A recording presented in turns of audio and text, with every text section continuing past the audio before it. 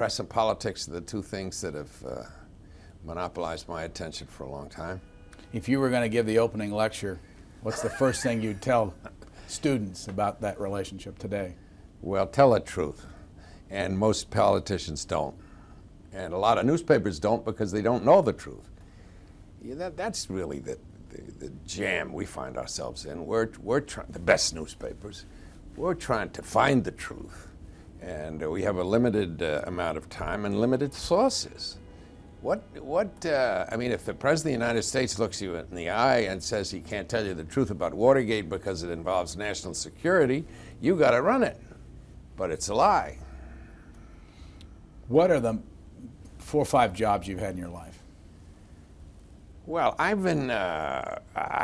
all been in the newspaper business except one, and that was, I was on a little tiny paper in Beverly, Mass. As a 15-year-old kid. My old man had to drive me to work. I was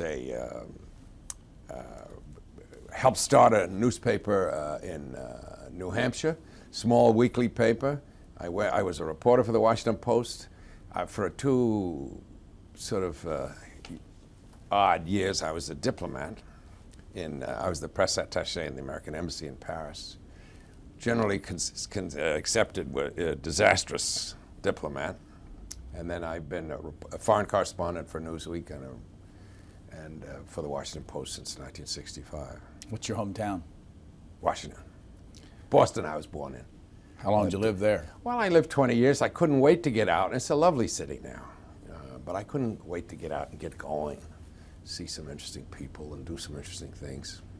You learned early that your brother Freddie was an alcoholic, or is an alcoholic, yeah. And that your father drank a lot. Yep. What impact did that have on your life? Well, it made me much more appreciative of how hard it is for some people to get on top of that problem. And it taught me enormous admiration for them. My God, my brother I admire him enormously. He's worked so hard. And where is he today? He's in New York City. Your sister? My sister died a couple of years ago. And but it taught me understanding, tolerance. That's what it did. What was your dad like? My dad was a wonderful man. He was a All-American football player, turned sort of boy wonder banker, and then he went broke in the Depression, and he. This is your dad with your sister? With my sister the day she was married, yeah, and then. He went broke, and he had to.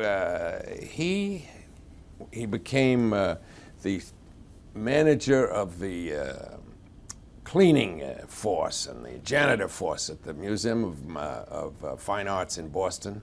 $3,000 a year.